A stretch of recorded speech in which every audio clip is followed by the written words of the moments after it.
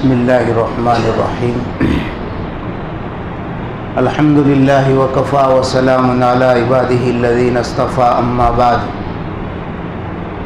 فاعوذ باللہ من الشیطان الرجیم بسم اللہ الرحمن الرحیم یا ایہا الذین آمنوا کتب علیکم الصیام کما کتب علی الذین من قبلکم لعلکم تتقون وقال فی موضع آخر والذین یکنزون الذهب والفضة ولا ينفقونها وفي سبيل الله فبشرهم بعذاب أليم يوم يحمى عليها في نار جهنم فتكوى بها جباههم وجنوبهم وظهورهم هذا ما كنزتم لأنفسكم فذوقوا ما كنتم تكنزون صدق الله العظيم۔ محترم بھائیوں، دوستو، بزرگوں، رمضان المبارک کے آنے سے قبل پوری دنیا کے اندر رمضان کی تیاریاں ہو رہی تھی۔ تاجر اپنے حساب سے تیاری کر رہا تھا، ہر شعبے والا اپنے حساب سے تیاری کر رہا تھا کہ بھائی ہماری دکان سے کوئی گاہک جو ہے اپنی ضرورت پوری کیے بغیر نہ جاوے۔ عورتیں جو ہے قسم قسم اور بھانت بھانت کے پکوان بنانے میں مصروف تھی گھروں میں۔ بیچاری جو ہے رمضان المبارک کے مہینوں سے پہلے کھانا بناتی ہے مردوں کے لیے، تاکہ جو ہے مرد حضرات اطمینان کے ساتھ عبادت کرے، تراویح پڑھے، قرآن کی تلاوت کرے۔ تو ہر آدمی اپنے حساب سے مصروف تھا، اور یہاں حضور اقدس صلی اللہ علیہ وسلم بھی جو ہے جب رجب کا چاند دیکھتے تھے تو یوں دعا کرتے تھے، اللہم بارک لنا فی رجب و شعبان وبلغنا رمضان، کہ اللہ تو ہمیں ہمارے رجب اور شعبان میں برکت عطا فرما اور ہمیں جو ہے رمضان تک پہنچا دے، یعنی ہماری عمر اتنی دراز کر دے کہ ہمیں رمضان میسر ہو جائے، ہماری عمر میں برکت ہو جاوے، ہماری عمر جو ہے وہاں تک پہنچ جائے کہ ہمیں رمضان مل جاوے۔ یہاں ہم جو ہے کھانے کی اور کپڑوں کی اور پیسوں کی تیاریوں میں لگے ہوتے ہیں، وہاں حضور رمضان المبارک کی تیاری یہ کر رہے تھے کہ رجب اور شعبان میں کثرت کے ساتھ روزے رکھتے تھے، کثرت کے ساتھ، یعنی بہت زیادہ۔ یہ ہمیں بتانے کے لیے اور ہمیں سکھانے کے لیے تھا کہ رجب اور شعبان میں ہم بھی زیادہ سے زیادہ روزے رکھے، تاکہ ہماری طبیعت بن جاوے کہ رمضان المبارک کے آنے سے پہلے یہ مزاج ہمارا بن جاوے کہ رمضان میں ہم اہتمام کے ساتھ روزے رکھیں، رمضان میں ہم اہتمام کے ساتھ روزے رکھیں۔ اس لیے جو ہے اللہ تعالیٰ نے فرمایا، اے ایمان والو، ہم نے تمہارے اوپر روزے فرض کیے ہیں، جیسا کہ پچھلی امتوں پر وہ فرض کیا تھا، تاکہ تمہارے اندر تقوی پیدا ہو، زندگی میں تبدیلی آوے، زندگی میں بدلاؤ آوے۔ کہ 12 مہینے کے اندر رمضان المبارک کا مہینہ اس لیے دیا جاتا ہے تاکہ ہماری زندگی تقوی پر آ جاوے، اللہ کے حکم پر آ جاوے، حضور کے طریقے پر آ جاوے، ہماری زندگی میں شریعت اور سنت زندہ ہو جاوے، ہماری زندگی میں اسلام پورا کا پورا داخل ہو جاوے۔ کہ ایسا نہیں ہے کہ بھائی ایک حکم تو قرآن کے مطابق ہو رہا ہے اور ایک جو ہے غیروں کو خوش کرنے کے لیے دوسرا اس کے ساتھ کام کر رہے ہیں، کہ پورا کا پورا اسلام ہماری زندگی میں آ جاوے۔ اور حضور نے فرمایا کہ میری امت کی عمریں جو ہے بہت چھوٹی ہے، تھوڑی ہے، اس لیے رمضان المبارک کا مہینہ اس لیے دیا گیا تاکہ رمضان المبارک کے مہینے کے اندر بھاؤ اللہ تعالیٰ بڑھا دیتے ہیں، نیکیوں کا بھاؤ اللہ بڑھا دیتے ہیں، کہ یہ لوٹنے کا موسم ہے، یہ جو ہے لوٹنے کا موسم ہے کہ خوب عبادت کریں اور خوب جو ہے اللہ کے پاس سے لوٹیں۔ تو ہم دنیاوی چیزوں کی تیاری کر رہے تھے، اور یہاں آسمانی دنیا پر اللہ یہ فیصلہ کر رہے تھے کہ رمضان المبارک کا مہینہ آ رہا ہے، شیاطین کو زنجیروں میں جکڑ کر دریا میں ڈال دو، اور جو ہے جنت کے دروازے کھول دو، جہنم کے دروازے بند کر دو، اور جو مانگے اس کو عطا کر دو۔ اس لیے اللہ تعالیٰ فرماتے ہیں کہ روزہ میرے لیے ہے، انا اجزا بہ، کہ اس کا بدلہ میں خود دیتا ہوں۔ اس لیے اللہ رب العزت نے یہ مہینہ ہمیں دیا ہے تاکہ ہمارے اندر تقوی پیدا ہو۔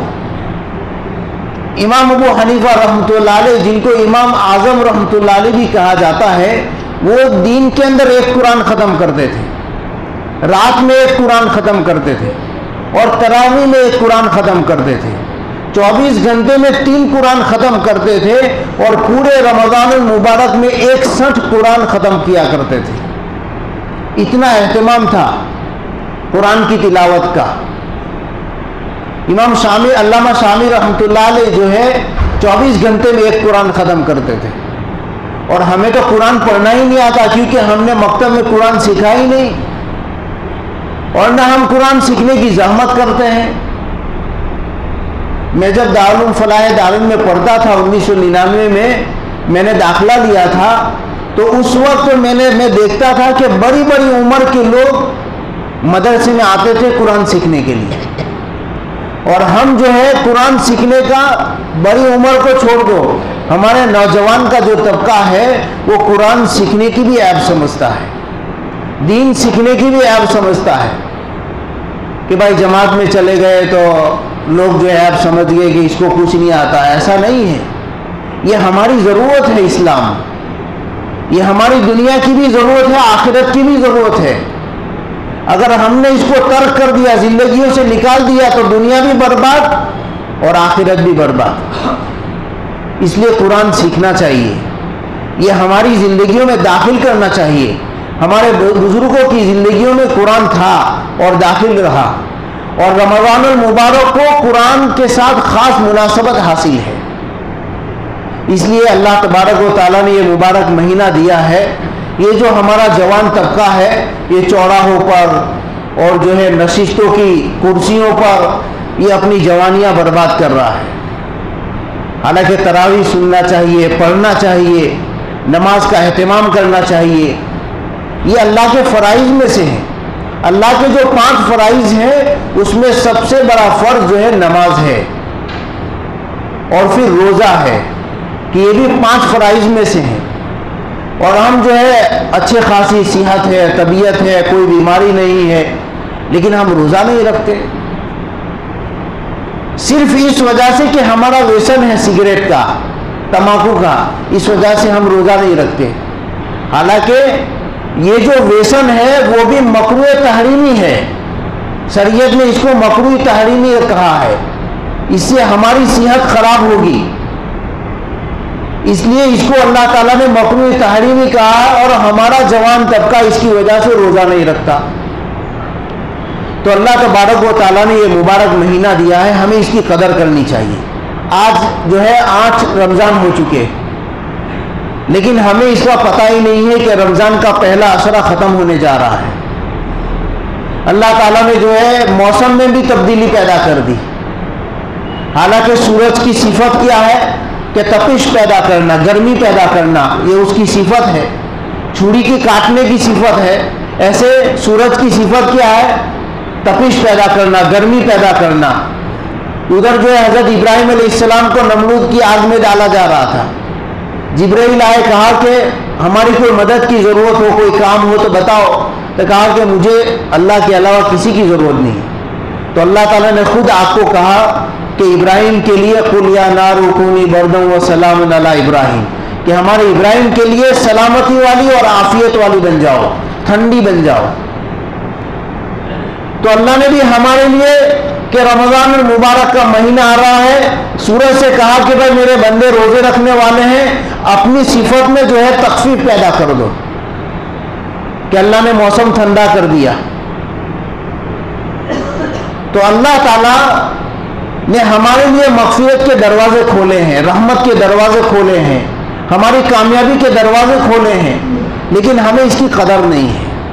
کہ ہم اللہ کی رحمت سے فائدہ اٹھاوے، اپنی بخشیت کراوے، اپنی مغفرت کراوے، آنے والی نسل کی حفاظت کے لیے دعا کریں تاکہ ہماری آنے والی نسل میں اسلام باقی رہے، دین باقی رہے، ایمان باقی رہے۔ اس وقت دنیا میں ایسے حالات ہیں کہ ایمان کا بچانا مشکل ہے، اور اللہ نے یہ مہینہ اس لیے دیا ہے تاکہ ہمارے آنے والی نسل کے لیے بھی ہم مانگ لے اور اپنے لیے بھی مانگ لے، اور اس مہینے میں خصوصی دعاؤں کا اہتمام کریں، زیادہ سے زیادہ قرآن پڑھیں، کم از کم روزانہ 3 پارہ پڑھیں۔ اگر آپ سحر کھانے کے بعد 1 پارہ پڑھ لیں گے، 1-1.5 گھنٹہ ملتا ہے تو آرام سے 1 پارہ پورا ہو جائے گا۔ اور عام متن جو ہے کاروبار میں ویسے جو ہے رمضان کے علاوہ 1 بجے کا لنچ کا ٹائم ہوتا ہے، تو ویسے بھی لوگ گھر چلے جاتے ہیں۔ اس مبارک مہینے کے اندر لوگ 1-1.5 بجے دکان بند کر دیتے ہیں، کاروبار بند کر دیتے ہیں، تو اس وقت مسجد میں آ جائے، 1 پارہ پڑھ لیجئے، 2 پارے ہو گئے۔ اور عصر کے بعد سے مغرب تک بیٹھ کر 1 پارہ پڑھ لیجئے، دعا مانگیے، ذکر کیجئے، تو آرام سے 3 پارے اور مکمل رمضان المبارک میں 3 قرآن ختم ہو جائیں گے۔ تو اللہ تعالیٰ نے ہمیں طاقت دی ہے، صحت دی ہے، اس لیے تاکہ ہم اس مہینے سے فائدہ اٹھاویں، ہم اپنی بخشش کراویں، اپنی مغفرت کراویں۔ اللہ کے نبی صلی اللہ علیہ وسلم نے حضرت جبرائیل نے بددعا دی ہے اور حضور نے آمین کہی ہے کہ یہ مہینہ جس کو مل جاوے اور وہ اپنی بخشش، اپنی مغفرت نہ کراوے کہ وہ ہلاک ہو جائے۔ تو اللہ نے یہ مہینہ دیا ہے، اس کی خوب قدر کیجیے۔ اور اللہ تبارک و تعالیٰ نے مالداروں کے مال کے اندر غریبوں کا حصہ رکھا ہے، مسکینوں کا حصہ رکھا ہے، تو اس مہینے کے اندر خوب خیرات کیجیے، خوب صدقات دیجیے۔ حضور صلی اللہ علیہ وسلم جو ہے وہ بہت دریا دلی آدمی تھے، حضور کی سخاوت کسی پر مخفی نہیں تھی، لیکن ان کے بارے میں حدیث میں آتا ہے حضور صلی اللہ علیہ وسلم کی سخاوت کا یہ عالم تھا کہ رمضان المبارک کے اندر جیسے ہوائیں چلتی ہیں تیزی کے ساتھ، ایسے حضور کی سخاوت چلتی تھی۔ کوئی بھی آدمی حضور کے دروازے پر آتا تھا بغیر لیے جاتا نہیں تھا، اور جو بھی آپ کے پاس آتا تھا سب اللہ کے راستے میں خیرات کر دیتے تھے۔ تو اللہ تعالیٰ نے ہمیں یہ موقع دیا ہے کمانے کا، خوب خیرات کیجیے، خوب زکوٰۃ نکالیے۔ ایسا نہیں ہے کہ بھائی 1 لاکھ زکوٰۃ جو ہے نکل رہی ہے ہمارے مال کے اندر تو ہم کٹوٹی کر کے جو ہے 80 نکال رہے ہیں، 50 نکال رہے ہیں۔ کما حق کو نکال دیے، جتنا حق ہے نکالنے کا۔ اگر ہم زکوٰۃ روکیں گے، کتابوں میں لکھا ہے علماء نے، اگر ہم زکوٰۃ روکیں گے اللہ بارش کا پانی روک لے گا، اللہ تعالیٰ بارش کا پانی روک لے گا۔ ہم نے زکوٰۃ روک لی، اللہ نے بارش کا موسم کے اندر پانی کم کر دیا۔ اس لیے جتنی ہمارے اوپر زکوٰۃ واجب ہے ہم اس کو نکالیں۔ اللہ تعالیٰ قرآن میں فرماتے ہیں والذین یکنزون الذھب والفضة ولا ينفقونها فی سبیل اللہ فبشرهم بعذاب علیم، کہ جو سونے اور چاندی کو جمع کر کے رکھتے ہیں اس کی زکوٰۃ نہیں نکالتے، یا مال کی زکوٰۃ نہیں نکالتے، یا بزنس کی جو چیزیں ہیں جیسے گاڑیاں ہیں، پلاٹ ہے، زمین ہے، کہ اس کی زکوٰۃ نہیں نکالتے، اللہ تعالیٰ جہنم کی آگ میں اس کو ٹپائیں گے۔ جیسے لوہے کو ٹپایا جاتا ہے اور وہ انگارہ بن جاتا ہے، ایسے اللہ تعالیٰ جہنم کی آگ میں اس کو ٹپائیں گے، اور اس کے ذریعے سے اللہ آگے فرماتے ہیں یوم یحمى، کہ اللہ تعالیٰ اس کو ٹپائیں گے اور اس کے ذریعے سے ہماری پیٹھوں کو، پیشانیوں کو اور ہمارے پہلوؤں کو داغیں گے۔ اس لیے اللہ تبارک و تعالیٰ نے ہمیں صاحب مال بنایا ہے، تو ہمارے پر یہ زکوٰۃ فرض ہے، ہم اس کو نکالیں۔ اور یہ مبارک مہینہ آیا ہے تو اس مبارک مہینے کے اندر اس کا دوہرا اجر ملے گا کہ ہم سوچ بھی نہیں سکتے کہ اتنا اجر ملے گا اللہ تعالیٰ کے یہاں۔ تو اللہ تعالیٰ نے موقع دیا ہے، ہم اس سے فائدہ اٹھاوے۔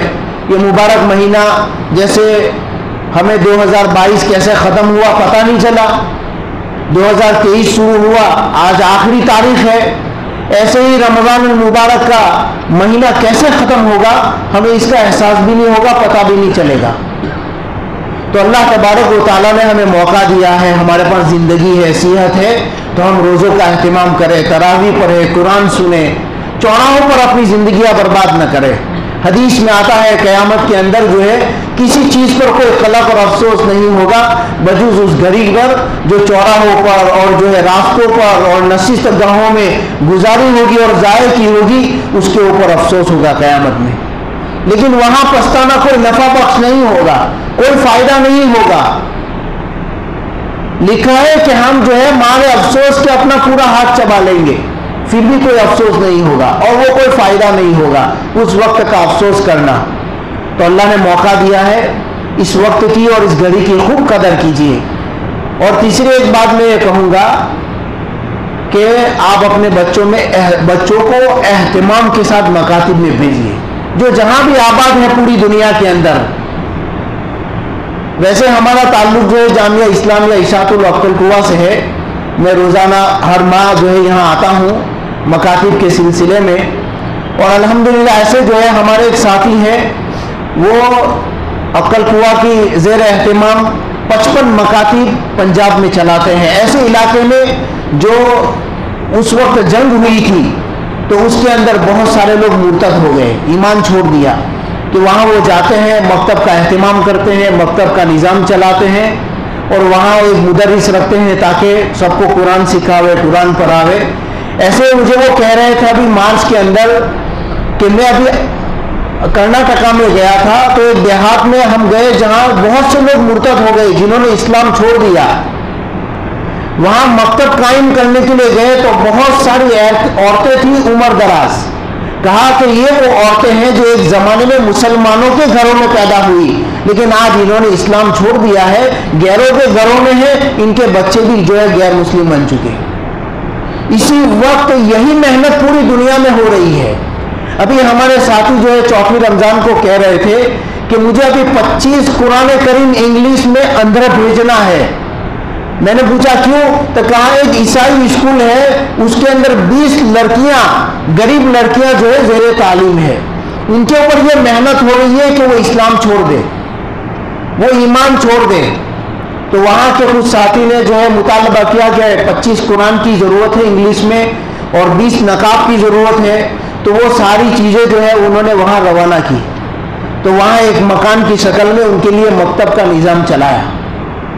तो ये दुनिया में ईसाइयों की और यहूदी लॉबी की साजिश के तहत पूरी दुनिया के अंदर ये मेहनत हो रही है कि मुसलमानों का इस्लाम ख़त्म हो जाए, वो अंदर से कमज़ोर हो जाए, ईमान के एतबार से, अमल के एतबार से, दीन के एतबार से। तो अल्लाह ताला ने मौका दिया है, ये मुबारक महीना है, आने वाली नस्ल के लिए मांगे कि हमारी नस्लों में इस्लाम और दीन बाकी रहे। तो इसी सिलसिले के अंदर हमारे हज़रत मौलाना गुलाम मोहम्मद वस्तानवी साहब दामद बरकातुहुमुल आलिया ने, जो इस वक्त बहुत ज़्यादा बीमार है, उनके लिए ख़ास दुआओं करें। ज़ेरे जो है इलाज है सैफी हॉस्पिटल में मुंबई में। तो उन्होंने हमारे पूरे मुल्क भर में मदारिस और मकातिब का जाल बिछाया है। तो अल्हम्दुलिल्लाह उनका निज़ाम चला रहे हैं। तो इस सिलसिले में मैं चंदे के सिलसिले में आपकी खिदमत में आया हूँ। तो आप ज़्यादा से ज़्यादा जो है ताउन करें और जो है अपनी ज़कात निकालें, खैरात करें। अल्लाह ताला ने ये मौका दिया है तो हम इससे फ़ायदा उठावें और अपनी नस्ल के लिए ख़ास तौर पर अल्लाह से मांगे कि हमारी नस्ल में दीन और ईमान बाकी रहे। और अल्लाह ताला ने जो है अभी ये महीना दिया है तो हम 3 दिन की जमात में जावे, अल्लाह से अपने आप को कबूल करावे, अपनी ज़िंदगी में तब्दीली पैदा करें। हालात आगे ऐसे आने वाले हैं कि रोज़ बरोज़ अच्छे हालात नहीं आएंगे, हालात बदलते जाएंगे। आज का दिन जो खैर का चला गया, आइंदा ये नहीं आएगा, आइंदा कोई अलग दिन होगा जो कोई और फितना लेकर आएगा। इसलिए अल्लाह से मांगे, अपने ईमान की फ़िक्र करें, अपनी आने वाली नस्ल की फ़िक्र करें। अभी जनवरी के अक्टूबर के अंदर हमारे एक मौलाना का बयान था, वो कह रहे थे कि सूरत ज़िले के अंदर 20 लड़कियाँ, अक्टूबर की ये कारगुजारी है, 20 लड़कियाँ गैर मुस्लिम लड़कियों के साथ जा चुकी है, जो कॉलेज और यूनिवर्सिटियाँ की है। ये जितनी भी लड़कियाँ, ये ऐसे घर जो मुर्तद हो रहे हैं, वो वही घर हैं जिन्होंने मकतब में कोई तालीम नहीं ली। मौलाना असफ अली थानवी रहमतुल्लाह ने लिखा है कि ये मकतब की मेहनत ख़त्म हो जाएगी तो इर्तिदाद तेज़ी के साथ फैलेगा, लेकिन तो लोग तेज़ी के साथ इस्लाम छोड़ेंगे। तो अल्लाह ताला ने मौका दिया है اس سے فائدہ اٹھاوے، اپنے بچوں کو خصوصی طور پر مکتب میں بھیجے تاکہ وہ قرآن سیکھے، دین سیکھے، تاکہ ان کا ایمان صحیح ہو جاوے۔ اللہ تعالی ہم سب کو عمل کی توفیق عطا فرمائے۔ وآخر دعوانا الحمدللہ۔